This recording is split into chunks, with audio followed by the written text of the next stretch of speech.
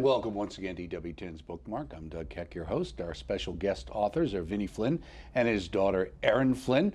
The book is Mass and Adoration Companion, published by TAN Books, available through our EWTN religious catalog. Vinny and Erin, of course, most of our audience are familiar with seeing you from the Chapel of Divine Mercy, which is featured on EWTN every day. In fact, there's a new one that's just been starting airing over the last 6 months. We can talk a little bit about that as well, but welcome to EWTN's Bookmark. It's great to have you. I know you've been on before. I'm trying to remember whether Erin has ever been on before. I haven't, no. Okay. Not on your show. Not on yours. You've been on a lot of other shows, Jim and Joy's show, obviously, and other programs in the past. Years ago, right.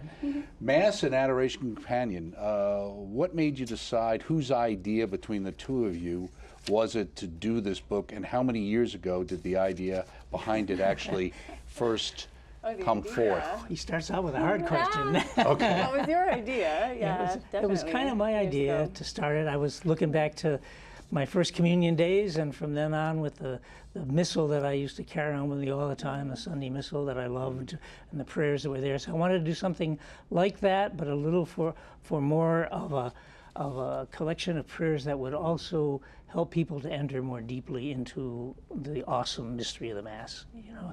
And I asked Erin to start compiling prayers, and then 13 years ago.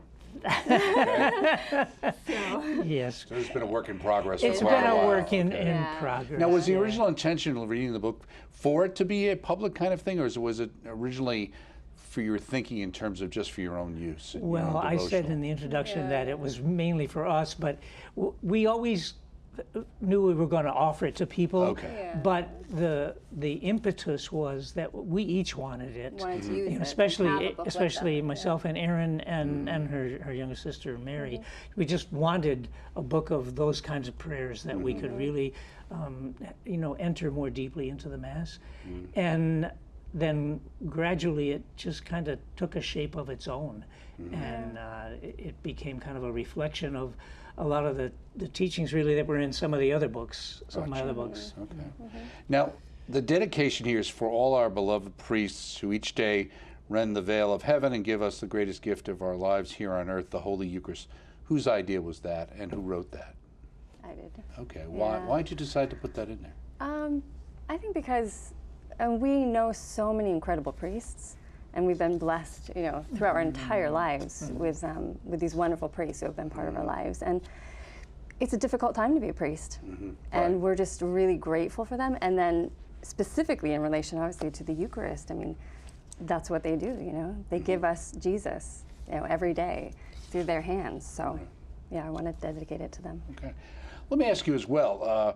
Now, you talk about Mass and adoration. A lot of people say adoration, it's perfect, you know, you're sitting there in front of our Lord and you have these perfect prayers for this. But the Mass, shouldn't I be paying attention, Vinny, to what's going on the altar instead of reading my private prayers written by Vinny Flynn and his daughter? Right, and there's no way anybody can take this up and read through a lot of these during the Mass. The intent really, especially in the first couple of sections we have a little section of preparation for Mass, trying to get people to get there a little early. Take at least a minute. As a start.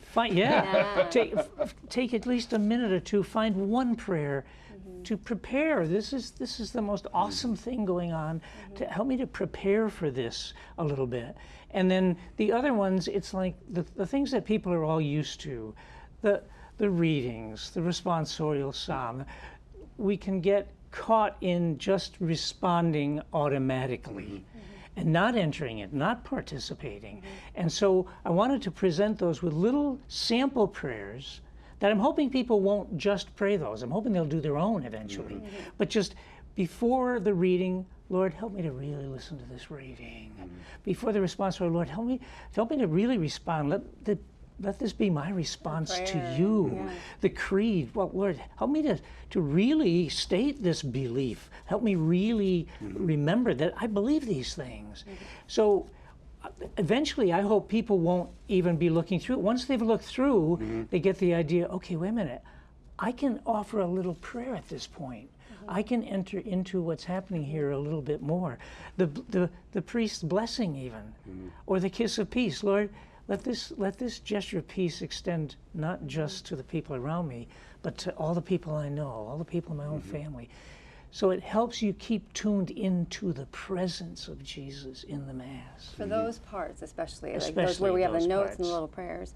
But the prayers before communion, I mean, there's always time, and lots of times we're just sort of looking around, waiting for the extraordinary ministers to come down, or For the collection or something I mean, else it's to be the done around. offertory, right? So there are times during the Mass where you can use it, and then after Mass too. We really want to encourage people to stay in Thanksgiving and The use those offertory, prayers especially too. for me, was a big thing because it's an easy spot to wait for, as you say, for the collection or just the music, and we're thinking, oh, we're offering the gifts. Well, wait a minute, we're offering ourselves.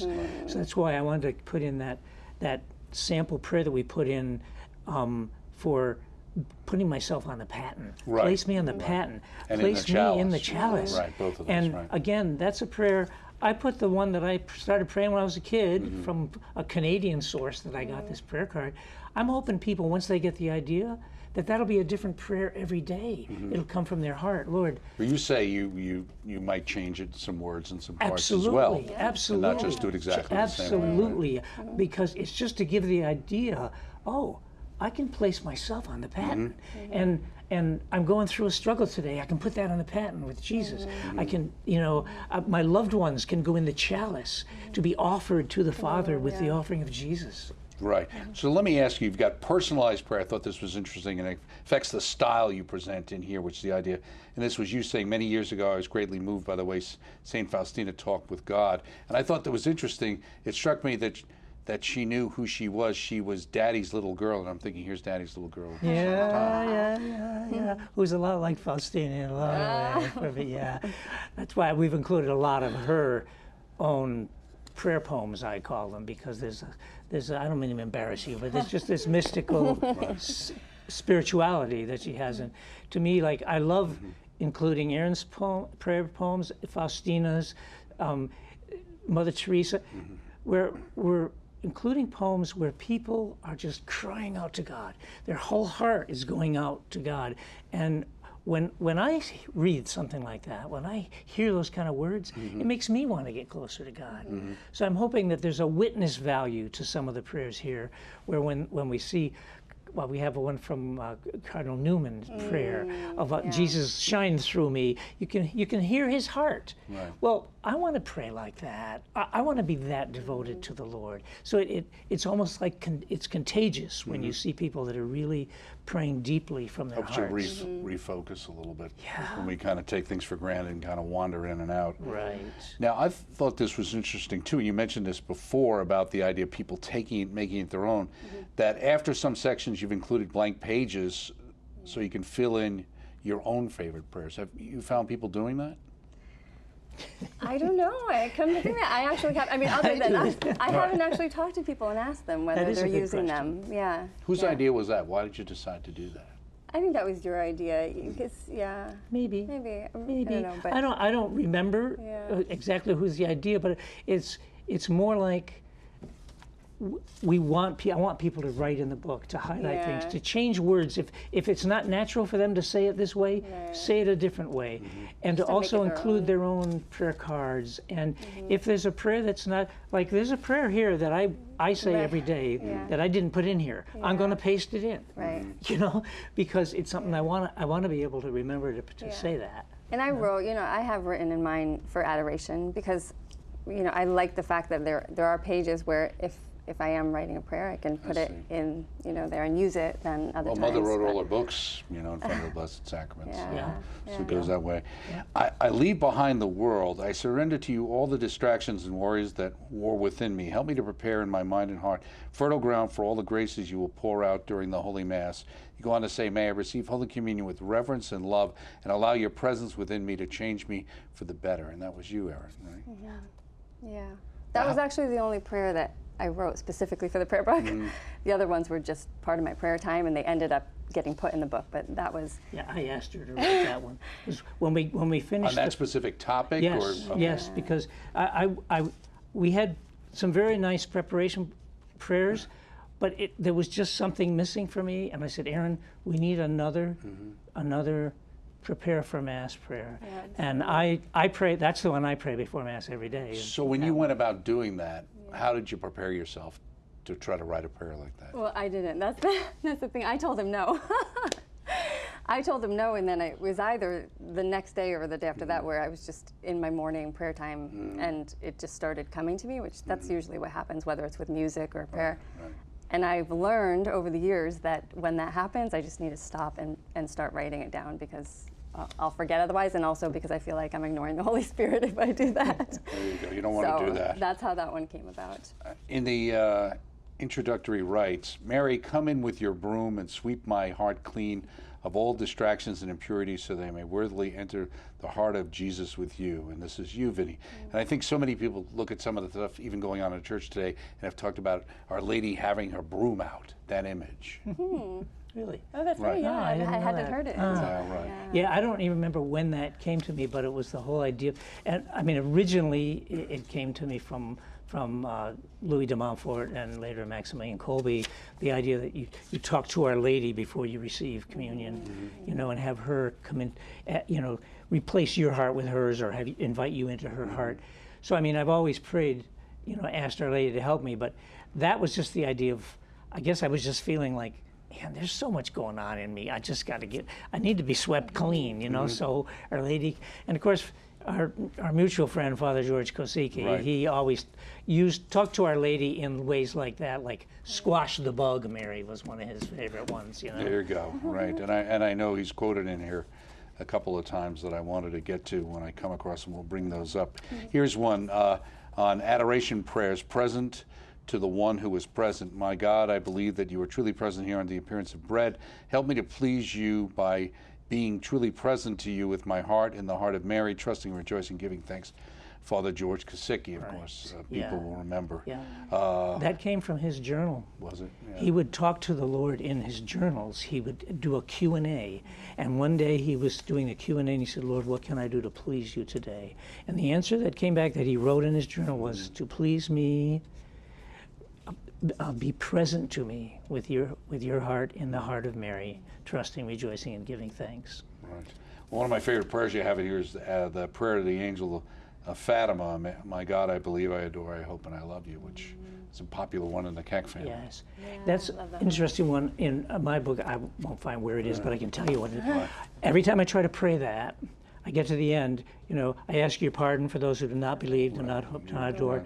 And then I end up saying, especially me, because I'm conscious that I haven't done that enough.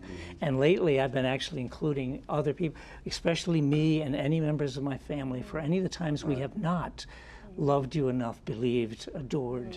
Right. You know? So that's the kind of thing that I want people to start doing with this book, is as something comes to them in a prayer, change it, add to it, delete, because then it becomes your own real, honest prayer where you're encountering God. And Erin, you mentioned in the beginning talking about the priest and the dedication you put in. I thought this was interesting. In the section on Liturgy of the Eucharist, as the priest receives, this is a perfect time to offer a prayer for the priest. You can say the prayer below or any other prayer that comes to mind. You can simply let your heart surge to God for him. I thought that was an interesting idea. Yeah, and that's actually, that was your idea, Right. to put that in there. But yeah, it's beautiful. To Yeah, pray for them someone told me that once, and I don't remember where it came from, but it really hit me. It's like, instead of being a spectator at Mass, I'm watching the priest receive. I'm waiting so I can receive. Right. Well, no, that's an opportunity. Priests need prayer. Right. So why not pray Especially for today, him? as As he's receiving, pray for him. Yeah. And you have a quote in here, you have different quotes and things. Receiving communion means entering into communion with Jesus Christ. Goes on to say, this means that receiving communion is always a personal act. And this is then Cardinal Ratzinger, of course, Pope Benedict XVI, Emeritus. Interesting, because sometimes there's been, in some ways, this kind of liturgical conflict over the personal and the communal. Right, right. It's that horizontal, vertical thing, and to me, some of that was just a misinterpretation of Vatican II. You know, where yes, there are times we need to be community, we need to be praying together, but especially when I've just received Jesus into my being, I need to be person to person with Him. I need to give me a few minutes where I can just revel in this gift that He's given to me, and that that really I stole from Seven Secrets of the Eucharist, Okay. where one of the secrets is you don't just receive, you enter into communion. It's an active entering in with your whole person, rather than just, I'm receiving. Right. Well, then you're also so united with everyone else who's receiving all over the world. Right. So, and all of heaven. I mean, like, so it's actually a greater community in a sense That's than true. our own little community here. Communion prayers, water and wine. I come now as one in a crowd, but aware that you see me as if I was really the only one. I am the sinner, Lord, but your mercy is greater than my sin. Then you go on to say, eradicate the fear, the self-love, and everything that takes me away from you, until there is only light, until I trust you completely, until I love like you. That was you, Erin. Right? Yeah, that was actually a poem I wrote for my thesis back in college. So, and then I had sent it to him years ago. Yeah. Oh, really? And but I had Regis Martin from my So what did he grade you on director. that one? Well, no, no, but Regis Martin, I don't know if you know, but he's very very into poetry, right? So I knew that he at least wouldn't, bat an eyelash if I put a poem at the beginning of my thesis. The biggest mystery about him is, where does his accent come from? I mean, he grew up in like Pittsburgh. He sounds like, I don't know what European country showed up but from. we had great fun with him in class. He's a great guy. So you move into the Adoration Prayers, and again, Cardinal Ratzinger said, without adoration, there's no transfiguration of the world. What do you think he meant by that? Well, that's one of the biggest themes when I give talks at churches and missions. It's that the goal of everything is transfiguration, which simply is when all the physical characteristics of our body, the Catechism tells us all the physical characteristics of our body are created in such a way that we can reflect divinity, that God can shine through us, like that Cardinal Newman prayer again, so that we're all called to be transfigured. Pope Benedict's big theme is that comes through the Eucharist, that the Eucharist, he calls it progressive transfiguration. Every time I receive, every moment I spend in adoration, I'm one step more towards becoming like God, to becoming in his image again, that he created me. And that ultimately, we all have to become transfigured so that the world can be transfigured through us. Right. And that's why he said that statement, that without adoration, at Mass and outside of Mass, there's no transfiguration. Now, Vinny, you've got a fairly fair complexion, but yet you like to sunbathe. How so? I do, and that's from Father Kosicki. Father George too. Yeah, divine radiation therapy. Yeah, he called adoration radiation therapy, and so I put that in one of the chapters of 21 Ways to Worship, for instance. So that we're there to sunbathe, S-O-N. We allow God to just radiate His love into us, which transforms us. Just like the sun changes you. If you go sit in the sun, you don't have to do anything. It changes you. And that's what's happening during adoration. Even if I don't realize it, Pope John Paul said the Eucharist is a mode of being where gradually we assimilate Christ's values.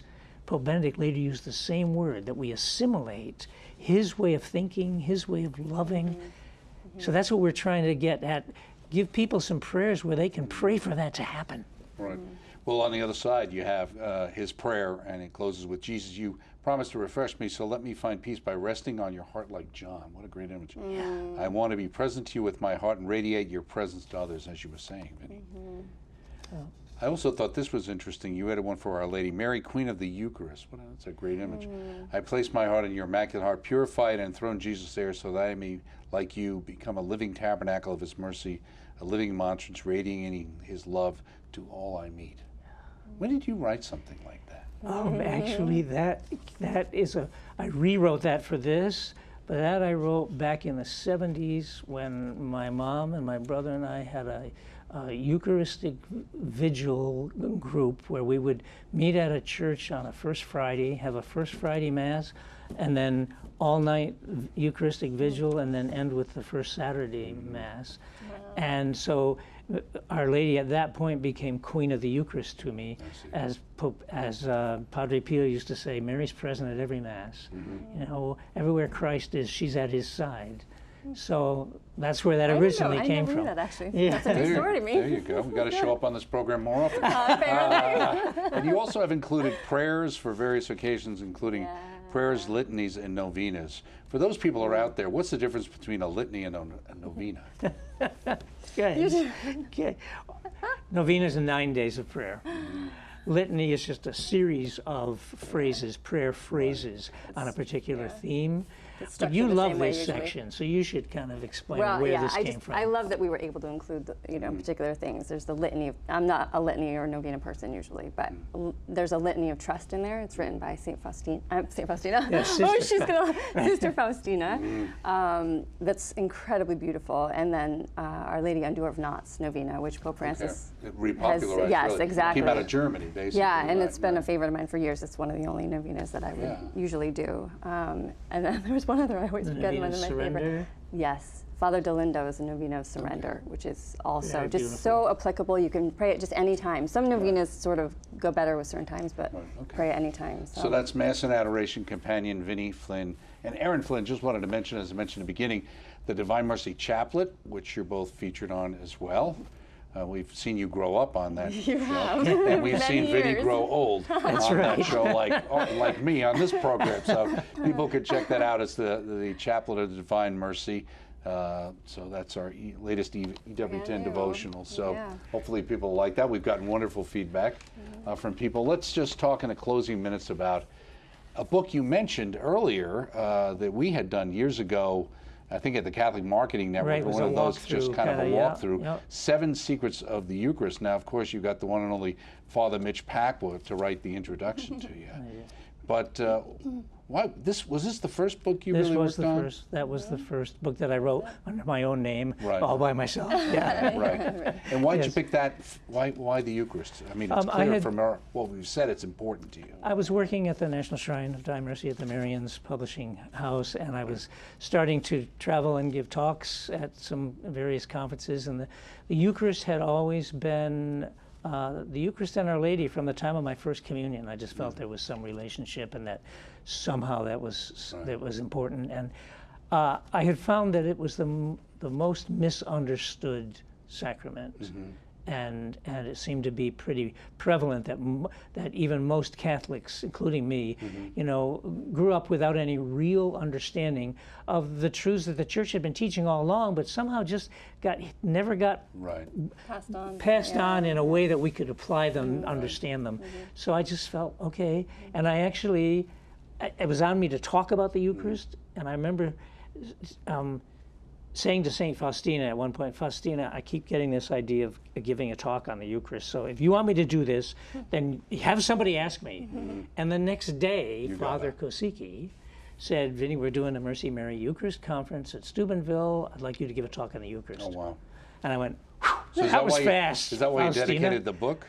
To Father George, praise be to the Lord Jesus Christ. Yeah. Was he booking other talks for you after this book? Or actually, I don't think he had to. It just took off after that. The book didn't come for a long time, actually, after that.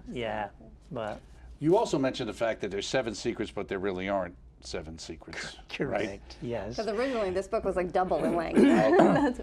So there was 14 secrets at one time. Actually, you had to cut them down. Or? Yeah, actually, when I was in the process of writing it, and it was taking forever. I had been like 10 years on it already. Oh, really? Okay.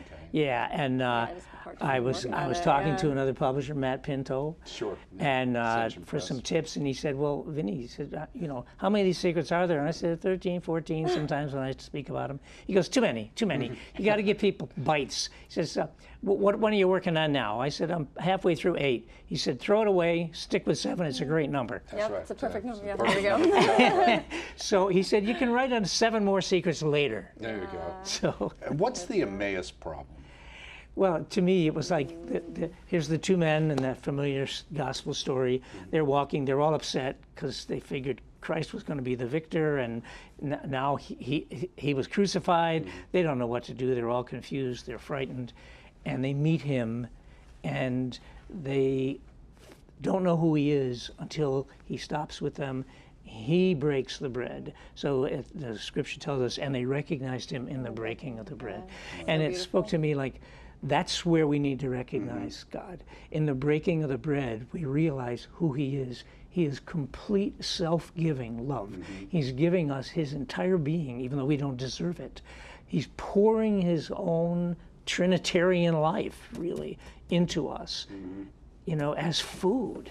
And it's just an amazing, amazing thing. So we all have an Emmaus problem. We don't get it. And it's interesting in a way, listening to what you say, the idea on the road, they don't recognize him physically. Right. Just like when we look at the Eucharist, it doesn't look like Jesus, right? Yeah. But it is in fact. Yeah. We see it. Well, thank you so much for your lovely family and for your lovely daughter, Erin and Vinny Flynn, of course. From Vinny, we have 7 Secrets to the Eucharist. It's kind of a classic. It's been out for about 13 years or so, but you can still get it. Worth getting. And don't forget of our Divine Mercy Chaplet, now available. You can get that EWTN Religious Catalog, EWTNRC.com. All 3 are up there, all 3 available. And of course, the latest, the one we spent time talking about, the Mass and Adoration Companion, perfect for people who love EWTN. Mother Angelica would love this book. Get it through EWTN's Religious Catalog. Join us next time right here on Bookmark. Thank you so much.